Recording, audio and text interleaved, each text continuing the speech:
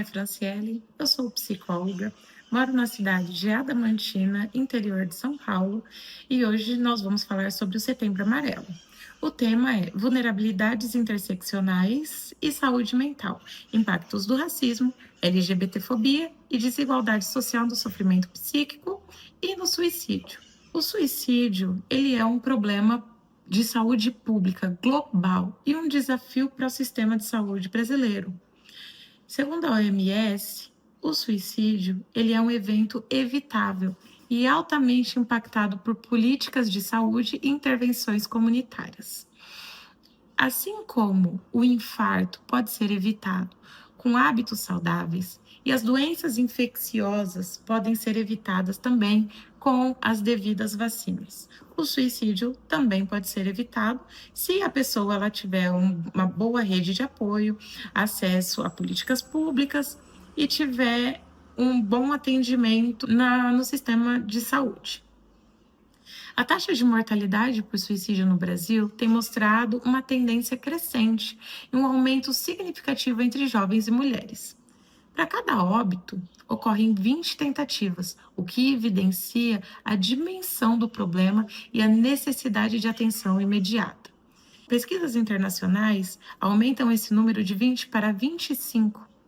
Em 2023, o SUS registrou mais de 11.500 internações por lesões autoprovocadas, reforçando essa gravidade, e foram mais de 3.000 atendimentos só por tentativas de suicídio. Bom, quando a gente fala em suicídio, a gente ainda ouve muito senso comum dizendo que quem quer fazer não fica falando, vai lá e faz. Então, é frescura, isso aí é para chamar atenção. Às vezes, a pessoa que tem intenção de se matar, ela fala assim, às vezes para chamar atenção, mas tipo, pelo amor de Deus, olha para mim, tô sofrendo, me ajuda. Então, pode ser um grito de socorro, um olhar atento, uma escuta acolhedora pode fazer toda a diferença. A comunicação sobre o suicídio é fundamental para a prevenção. Então, nós precisamos desmitificar o tema e ajudar a encorajar a busca por ajuda. As pessoas que ameaçam se matar, elas às vezes, elas estão falando porque elas realmente querem fazer de fato, gente. Falar sobre a morte ainda é um tabu. Nós não temos essa cultura de falar sobre a morte. E de maneira geral, isso não só acerca do suicídio, mas até mesmo para noticiar a morte para um familiar, né? Às vezes morre alguém importante para uma criança, por exemplo. E muitas vezes a gente ouve relatos de familiares que evitam falar para as crianças que aquela pessoa que é significante faleceu. E nós precisamos quebrar um pouco esse tabu. É importante falar. Às vezes, falar sobre isso é o único meio que tem de salvar essa pessoa. Outro mito muito grave que nós temos é de que se falar sobre o suicídio vai incentivar o ato. Na verdade, o diálogo aberto, ele pode diminuir o estigma e permitir que essas pessoas em sofrimento busquem por ajuda, porque pode tirar elas do isolamento. Nós temos como fatores de risco os fatores biopsicológicos, que são a presença dos transtornos mentais, que tem transtorno de depressão, bipolaridade, ansiedade, o borderline, o uso de substâncias psicotrópicas, abuso de álcool, né? E nós temos também os fatores de risco sociais, que são experiências de violência, discriminação, estigma, o isolamento social. Por que isolamento social? Porque muitas vezes você não quer falar com determinado grupo, porque você não gosta dele, né? Então às vezes, aquilo que a gente tende a não gostar, a não entender, a estigmatizar, a gente tende a isolar e não querer saber, né?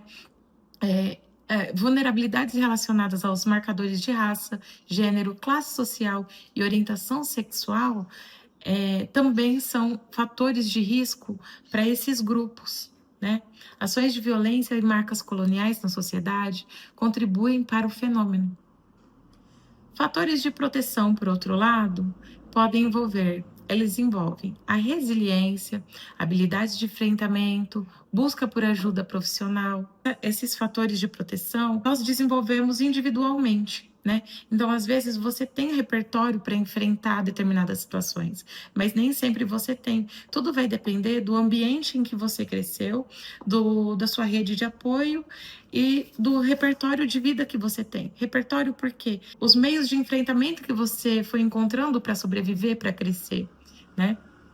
Então, às vezes você tem como buscar uma ajuda profissional, mas nem sempre isso vai ser palpável, vai ser alcançável para a maior parte das pessoas, né? Nós temos também como fatores de proteção os fatores sociais. Então, uma rede forte de apoio, os amigos, seja no trabalho, seja nos grupos que você frequenta, seja a família. Já ouviu falar, né? Às vezes a família não é aquela que a gente nasce, é aquela que a gente escolhe. Então, família, hoje em dia, nós classificamos de diversas maneiras, né?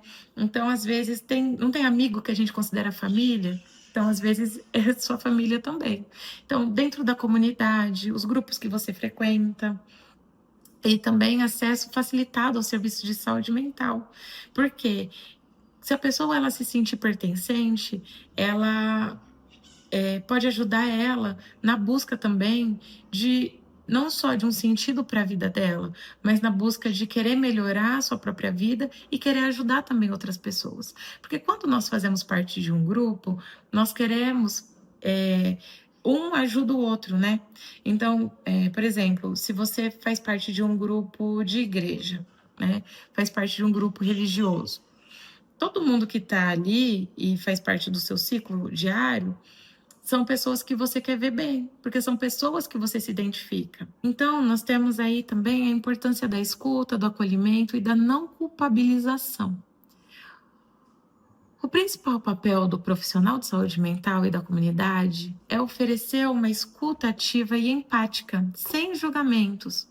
O acolhimento é o primeiro passo para o tratamento. Por quê? Às vezes as pessoas elas veem quem está em sofrimento, em grande sofrimento, como uma pessoa fraca.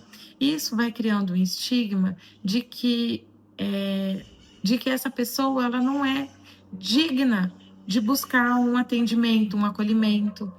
Então, a gente precisa trabalhar um pouco a nossa escuta empática, né?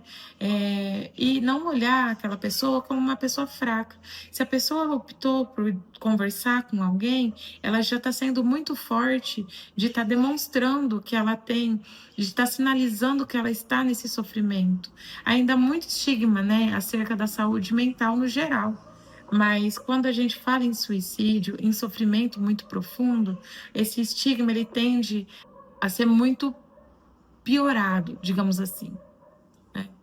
É crucial evitar culpabilizar a vítima e os seus familiares, porque quando acontece de fato um ato de suicídio, às vezes você, né, inconscientemente, você acaba, às vezes, culpando aquele familiar. Você não percebeu, né? Como que você não viu? Estava debaixo do seu nariz.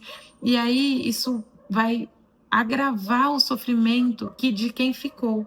Não só o sofrimento de, né? Às vezes a pessoa não consumou o fato de, né, de ter conseguido se matar, mas aquele que ficou, ele vai também entrar em sofrimento, porque imagina só o desespero de saber que você estava vendo a pessoa sofrer ali do seu lado. Você percebe, às vezes, umas mudanças bruscas de comportamento de algumas pessoas, mas nem sempre você consegue ter ferramentas para chegar nessa pessoa e acolher ela. O profissional, quem é profissional, ele se qualifica para identificar os sinais de risco. Em São Paulo mesmo, teve um projeto de capacitação dos professores para identificar sinal de risco nos adolescentes, porque tá muito crescente o número de adolescentes com autolesões. Os professores profissionais da educação passaram por essa capacitação para conseguir identificar e encaminhar para os setores adequados as pessoas que estão em situações mais vulneráveis, em potencial risco de cometer aí uma tentativa de suicídio ou até mesmo o próprio suicídio.